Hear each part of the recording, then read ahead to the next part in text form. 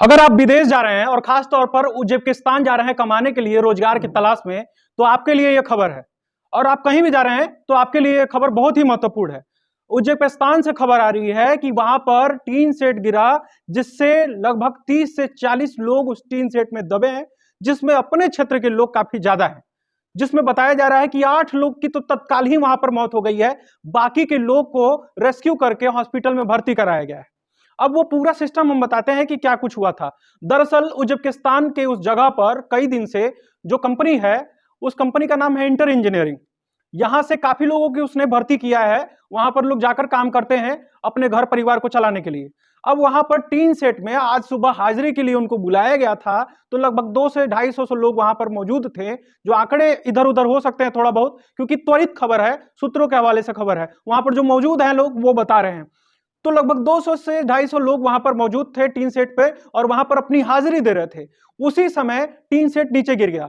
कई दिन से वहां पर बर्फबारी जारी है, जिसकी वजह से ऊपर पूरा टीन के ऊपर बर्फ इकट्ठा हो गया था और वो काफी ज्यादा हैवी होता गया। क्योंकि बर्फ गल नहीं रहा था, जिसकी वजह से बर्फ गल ही नहीं रहा था और वो लगातार भारी होता गया, और वो आज सुबह दुर्घटना का कारण बन गया, जिसमें अपने क्षेत्र के लगभग 30 से 40 लोगों की संख्या बताई जा रही है, जिसमें 8 लोगों की मौत हो गई है। अभी जो तस्वीर देख रहे हैं ये देवरिया के हैं, इनकी मौत हो गई है जिनको बताया जा रहा है। उसके अलावा अन्य कई लोग हैं, उनकी इलाज फिलहाल चल रहा है वहां पर।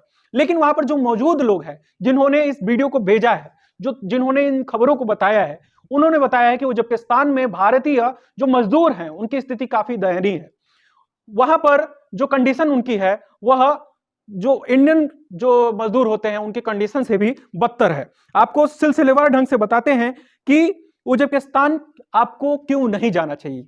तो वहां पर सबसे बड़ा आरोप जो है वह अपने ही इंडियन एम्बेसी के ऊपर है कि वहां पर इंडियन एम्बेसी काफी ज्यादा कमजोर है।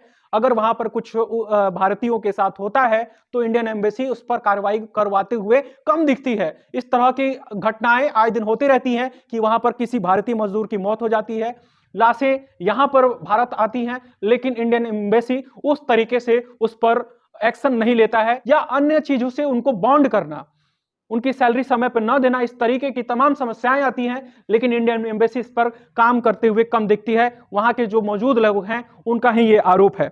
दूसरा आरोप है जाने के लिए तो एजेंट्स कहते हैं कि वहां पर जो कंपनी है उसके द्वारा मेडिकल फैसिलिटीज प्रोवाइड करी जाएगी, लेकिन वहां पर मौजूद जो लोग हैं वो कहना है कि वहां पर एक छोटा सा बुखार की दवा भी आपको लेनी हो तो आपको खरीदनी पड़ती है। वहां पर मेडिकल फैसिलिटीज के तौर पर कंपनी की तरफ से कुछ नहीं की जाती है।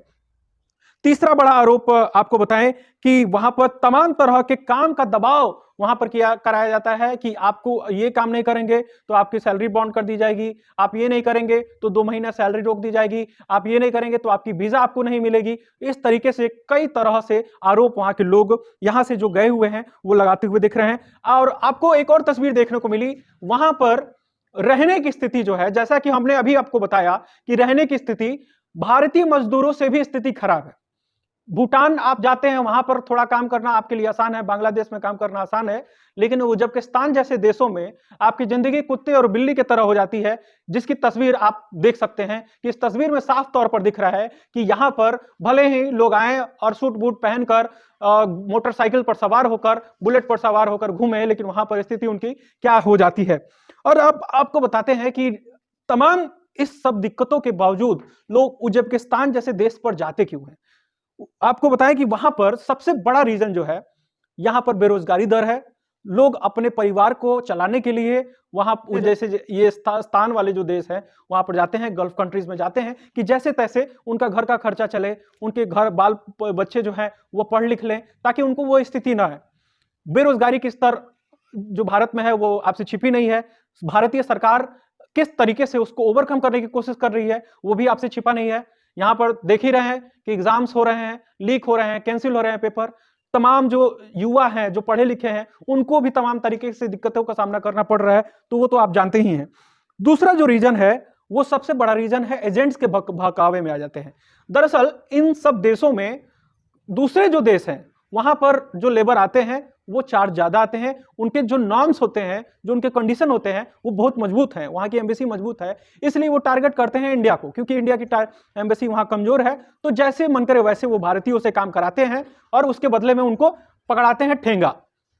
तो इसलिए ये भारतीयों को टारगेट करते हैं, इसमें एजेंट का शिकार बनाते हैं, क्योंकि एजेंट को काफी ज्यादा यहां सर उनको कमीशन मिलता है, इसलिए एजेंट बहकावे में बताते हैं कि आपको ये फैसिलिटी मिलेगी, ये मिलेगी, वो मिलेगी, वहां पर जीवन शैली ऐसी है वैसी है, लेकिन वहां पर जाने के पर आपको दूसरा कुछ फेस करना पड़ता है।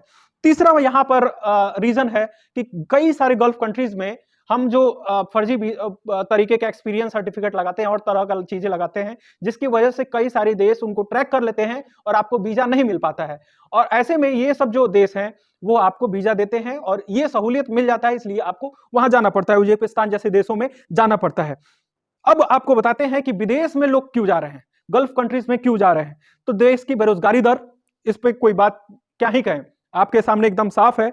बेतहाशा जनसंख्या वृद्धि जो हो रही है, यह भी एक बहुत ही बड़ा कारण है कि हम कई सारे सेक्टर्स में जो घुस रहे हैं उसमें आपको कमी मिल रही है, पढ़ने लिखने के बावजूद जो है आपको नौकरी नहीं मिल रही है। इसका सबसे बड़ा रीजन है कि एक वैकेंसी के लिए, एक सीट के लिए लाखों लोगों की दौड़ वहां पर है। अब आपको बताते हैं कि अब सबसे बड़ा एक और रीजन है, आपको बताएं कि अपने क्षेत्र के लोग जो है कोई भी काम करने से बहुत झेप करते हैं कि भाई हम ये अगर काम करेंगे तो लोग क्या कहेंगे, हम इस खानदानी हैं, अगर ये काम करेंगे तो क्या कहेंगे। छोटा काम करने से डरते हैं, उनको लगता है कि समाज में हमारी चीजें जो है वो खराब हो जाएंगी। अब इस पर जो है एक और रीजन बनता है ग्लैम। सोशल मीडिया के दौर में जो विदेश रहने वाले लोग हैं वो जीवन जैसे भी जी रहे हो, जैसे भी जी रहे हैं, अच्छे जी रहे हो या खराब जी रहे हो, लेकिन सोशल मीडिया पर या फिर आने के बाद से ऐसा शो करते हैं कि उनकी जिंदगी काफी ज्यादा अच्छी रह गई है। यह भी एक बहुत बड़ा कारण लगता है कि लोग को लगता है कि ग्लैम है, हम विदेश जाएंगे, हम गल्फ कंट्रीज में जाएंगे तो वहां पर बहुत अच्छा जीवन है, बहुत अच्छा सैलरी कमाई है। तो यह भी एक बहुत ही बड़ा रीजन बनता है। अब आपको बताएं कि क्या करें इन सब मुसीबतों से बचने के लिए, क्या कुछ उपाय है कि आपके साथ इस तरह का चीज ना हो, कैसे आइडेंटिफाई करें कि इन देश में नहीं जाना है। तो आपको बताएं कि आप सबसे पहले जाने कि ऐसे कौन से देश हैं, पता करें कि ऐसे कौन से देश हैं जिनकी जो एम्बेसी है, इंडियन एम्बेसी है, वहां पर मजबूत पकड़ रखी हुई है, जिसका उस देश से अच्छा रिलेशन है, उस देश पर जाए ताकि आपको किसी भी तरीके से अन्य सामना ना करें। जैसे टर्की जैसे देश है, वहां पर जाने पर हो सकता है कि आपको समस्या का सामना करना ही पड़ सकता है। भी मालदीव में जाते हैं तो मालदीव में आप जो है वहां के लोगों के द्वारा जरूर शोषित किए जाएंगे, ये कंफर्म है। तो ऐसे में यह बात समझना जरूरी है कि कौन से ऐसे देश हैं जहां पर हमारी भारतीय एम्बेसी, भारतीय दूतावास का मजबूत पकड़ है, वो गजब से पैरवी करती है, वहां पर आपके लिए लड़ती है, उन्हीं देश का चुनाव करें। दूसरा है कि गलत तरीके से वीजा ना लें। बहुत बार कारण, सबसे बड़ा कारण यह बनता है कि जब हमें अप्रूवल नहीं मिलता है या फिर हमारे अंदर कोई स्किल नहीं होता है तो हम गलत ढंग से वीजा लेने की कोशिश करते हैं। वह भी एक बहुत ही बड़ा कारण बनता है कि वहां पर जाने के बाद से जब वहां के जो कंपनी है या रिसोर्स पर्सन है उसको पता चलता है सच्चाई का, तो वो आपको रोक लेता है, आपकी सैलरी रोक लेता है या फिर आपका वीजा रोक लेता है। तो इससे भी, ये भी आपके लिए जरूरी है कि आप गलत वीजा का चुनाव ना करें। तीसरा जो है, जो गवर्नमेंट की स्किल्स प्रोग्राम्स चल रहे हैं उसको नजर रखे, वो जाने कि कौन कौन से स्किल प्रोग्राम है। गवर्नमेंट के जो प्रोग्राम चल रहे हैं जिसमें कुछ पैसे से मदद गवर्नमेंट कर रही है, कुछ लोन दे रही है बायलैटरल दिए बिना, कोलेटरल दिए बिना, उन लोन्स के बारे में जानकारी लें और अपने विधायक, अपने सांसद के मदद से उस लोन को लेकर अपने रोजगार को शुरू कर सकते हैं कि आप अपने स्किल को इनहेंस करें। आमतौर पर यही होता है कि आप कारपेंटर के काम के लिए जा रहे हैं लेकिन आपको कारपेंटरी नहीं आ रही है, लेकिन फिर भी आप दूसरे जगह से एक्सपीरियंस लेटर दिखा देते हैं और चीजें तमाम दिखा देते हैं, जो जाने के बाद से आपका डाउनग्रेड होता है। आप जाते हैं उस वीजा पे, लेकिन जब कंपनी को लगता है कि आप इस लायक नहीं है तो वो डाउनग्रेड करके आपको नीचे रख देती है, जिससे आपकी सैलरी भी प्रभावित हो जाती है और आपका जीवन शैली भी वहां पर प्रभावित हो जाता है और आप अपने आप को ठगा ठगा महसूस करते हैं, क्योंकि आप भले ही उस कंपनी के द्वारा आपका पूरा खर्चा दिया जा रहा हो लेकिन एजेंट आपसे मोटा पैसा वसूलता है, ये इलीगल तरीके से। ये बात आप लोग अच्छी तरीके से जानते हैं। इसलिए जो स्किल्स प्रोग्राम है उसको, स्किल्स प्रोग्राम को ज्वाइन करें और अच्छी तरीके से अपने उस स्किल को, अपने जो कुशलता है उसको अच्छे से समझ के अपना रोजगार करने की कोशिश करें। और सबसे महत्वपूर्ण बात, झेप हटा दें। हमारे समाज में जब तक झेप है, जब तक हमारे लोग हैं, क्या कहेंगे लोग, यही सबसे बड़ा रोग, जब तक अपने मन से नहीं अडॉप्ट करेंगे इस मंत्र को, तब तक आपको समस्याओं का सामना करना पड़ेगा। किसी भी व्यक्ति की जीवन को आप उठाएंगे जो आज अरबपति है, उसका जीवन भी शून्य से ही शुरू हुआ है, शून्य से शिखर तक गया हुआ है। तो ऐसे में इन सब सबक से आप जाएं, अगर विदेश जा रहे हैं कमाने के लिए, लेकिन पूरी तरीके से एजेंट का सत्यापन कर लें, जो कंपनी जो इमिग्रेशन कर रही है उसके बारे में जानकारी ले लें, और एम्बेसी से एक बार जो है उसका पूरी तरीके से क्रॉस चेक करा लें, किसी तरह इलीगल काम ना करें ताकि आपके साथ इलीगल काम ना हो। वीडियो को ज्यादा से ज्यादा लोगों तक शेयर करें, क्योंकि अभी भी लोग वहां पर जाते हैं तो हमें संपर्क करते हैं, प्रवासी मदद फाउंडेशन की मदद लेनी पड़ती है हमें उनको वापस बुलाने के लिए। तो ऐसा नौबत ना आए, इसके लिए जरूरी है कि आप सभी उन लोगों को शेयर करें ताकि उनके साथ कुछ गलत ना हो। आप सभी भाई बहनों को हमारी तरफ से कहेंगे कि आप लोग सतर्क रहें, इस चैनल को फॉलो कर लें, और अर्जुन वेदांत जो पेज है मेरा उसको भी फॉलो कर लें, ताकि आपको ऐसे अपडेट्स हम समय समय पर देते रहें और आपके साथ गलत ना हो। जय हिंद।